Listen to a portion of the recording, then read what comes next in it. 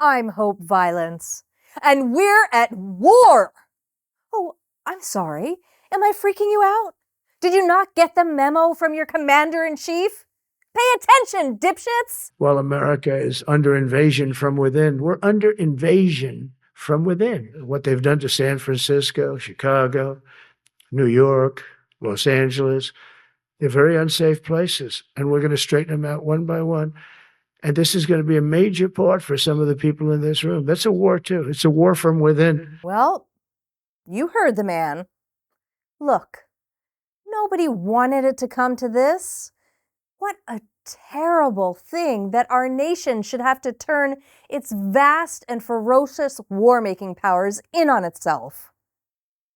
But hey, let's bright-side it. That means I get to be a wartime news lord. And I can hardly wait to bring you all the news about our brave soldiers on the front line of Civil War II, the war to save America. Obviously, this makes dear leader a wartime president, which sounds pretty awesome. But make no mistake, he's only doing this reluctantly because all he really wants, truly loves, is peace. Which only makes this all the more insulting. President Trump has campaigned for the Nobel Peace Prize, but he was passed over this year. Venezuelan opposition leader Maria Corina Machado received the prize for what the committee said was promoting democratic rights for the people of Venezuela. Maria Conchita Menudo, who? Look, what is it with these goddamn Nordic twats? Are we gonna have to invade Normandy again just to prove how peaceful we are? Okay, I'm being told Normandy is actually in France. That's interesting. And I'm sorry, what? It's not noble, it's Nobel, whatever. These Danes can suck noble gas out of my noble ass. Fine then, Maria Mosquito Libido. Go have fun with your little peace trinket, sugar tits. Our wartime president has more important things to do, like confronting the enemies within. So let's help him to rat him out. Know your enemies. I've put together some damning profiles of the most common enemy types using my newly updated enemies list. Each one is a confounding paradoxical mystery. Let's take a closer look. Profile number 1. The illegal. This is enemy number 1. Somehow simultaneously capable of being lazy welfare cheats on the dole and insidious go-getters who steal jobs from real Americans, the illegal is a wily foe. Their arsenal typically includes gardening or construction tools, leaf blowers, and immigration attorneys. They don't all look like this, but since the Supreme Court said it's okay to racially profile brown people, you can pull over or detain people who match this description anytime you want. Or just throw them out of the country. That's called winning! Let's move on to profile number 2. Gah! The trans. This is a less common enemy. Think of them more like rare Pokemon, but no less dangerous. A threat to traditional gender roles, fairness in sports, and lots of repressed incel feelings. The trans is somehow ridiculous and terrifying at the same time. How does that even work? Make it make sense. Or don't, and just put them all in prison. And finally, there's the most dastardly opponent of them all. The liberal. This is your toughest opponent because they can look just like us, hiding among good, normal Americans, and their behavior can truly be beguiling. Simultaneously, they are total idiots, and yet crafty geniuses. They are constantly in the minority, yet they are everywhere. They are at once useless crybabies and the most violent terrorists in human history. Never let them talk to you about fairness, the Constitution, or worst of all, empathy.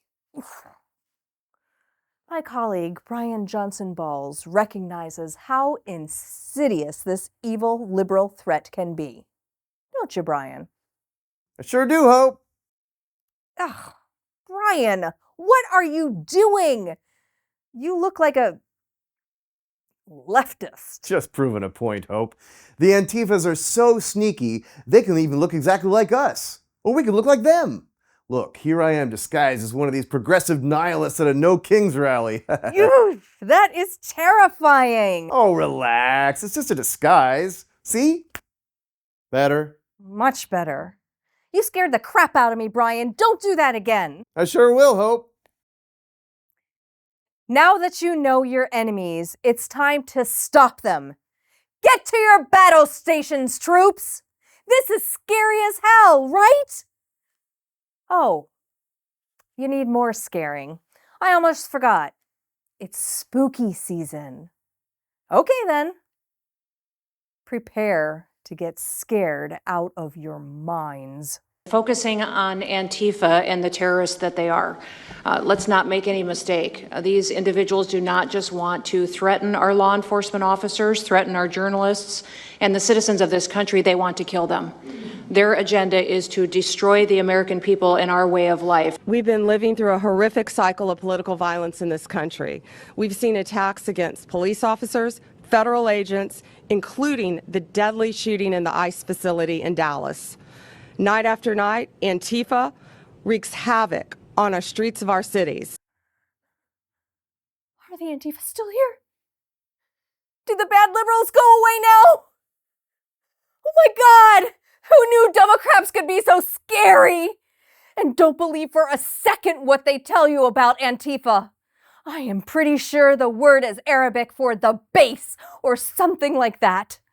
I once dreamed I read about that on the internet. And every time I imagine learning more about it, it just gets worse. But enough about my brain and how great it works. Let's consult a terrorism expert to give us even more terrifying, gripping details about these domestic jihadists in our midst. There are Antifa groups, but Antifa itself is not a group. Anti-fascism, broadly speaking, goes back as far as fascism. Groups like the Arditi del Popolo, which oppose Mussolini's fascists, to groups like Anti-Fascist Action, which fought Hitler's Nazis in Germany, and many other anti-fascist forces in Europe and around the world. Hey, egghead! Don't go confusing my viewers with facts. That's my job. And anyway, you're totally wrong. Antifa is definitely a group. If it wasn't, then how do you explain this, Mr. Rutgers? Oh, and what about this? And this? Hell, they even have their own baseball caps. Perhaps this so-called expert from an elite university is covering because he is part of the Rebel Alliance and a traitor. Take him away! Decepticons like this America hater are allowing our once great cities to crumble into war zones. Throw all the fancy words and fun historical facts you want at it. It won't justify the chaos in Democrat cities. I mean, just look at this. This is Los Angeles.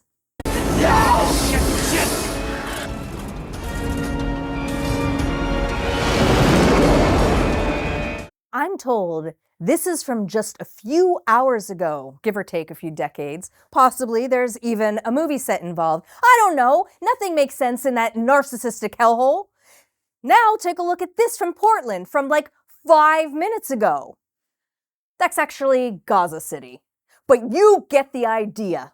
Portland is a crime-riddled hellscape. They have a naked army on bicycles. You need to stay far away from wherever that Peloton stops for lunch. And now let's go live to a live stream from Hellhole Chicago, which is live. This is actually happening there. Totally for reals right now. Watch.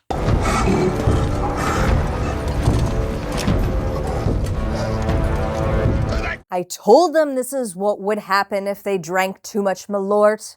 But did they listen? Of course not, because they're radical left maniacs. I hope now that you've seen all these horrors, you're finally starting to understand why Dear Leader had no choice but to deploy our armed forces to these liberal terror cities. You can't deny that you saw scary shit going on with your very own eyes as I rattled off the names of these citadels of woke ass. And yes, Dear Leader absolutely has the authority to send our troops there or anywhere he likes. He's the commander-in-chief, for crap's sakes, so don't get me started on that pussy come in tata shit. And no, Barry, I am not pronouncing it wrong. Quit acting like you know Latin better than me.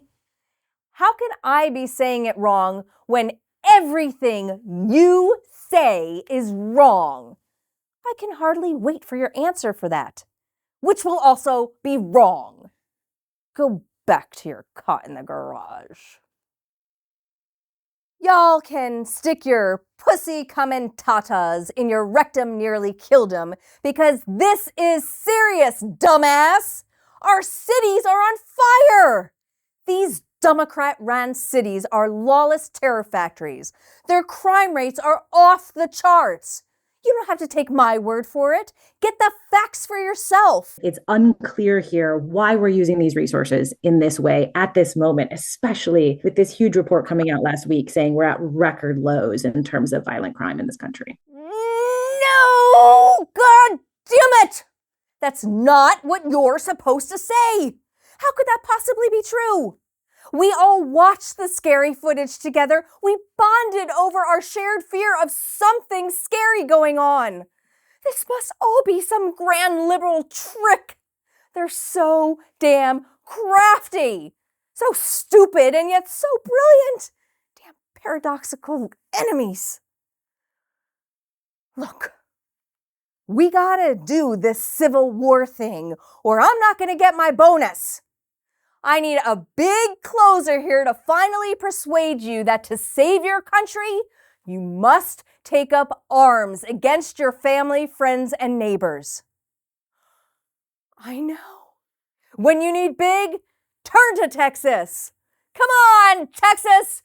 Prod my people into a good old-fashioned fight each other to the death. The only minority destroying America is the billionaires.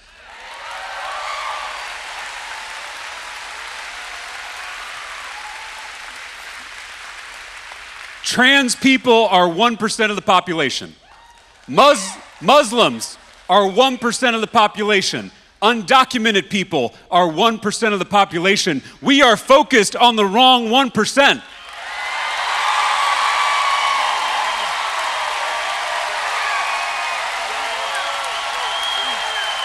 Boo! Sit down! Sit the fuck down! God damn it, I got the wrong Texan. You know what? Doesn't matter anyway. ICE is poised to expand exponentially to become the largest arm of law enforcement in U.S. history. So maybe you don't want Civil War II. Maybe you don't believe me when I tell you who your enemy really is. But we'll keep picking the fight until liberals fight back. I know damn well whose side I'm on, and we can make this very, very unpleasant for your side, lefty loonies. You will not have fun. At the Atlanta Civic Center for the No Kings protests, you're hearing the crowd screaming behind me. There's a stage right now with some speakers, music going, and a lot of signs, flags, T-shirts.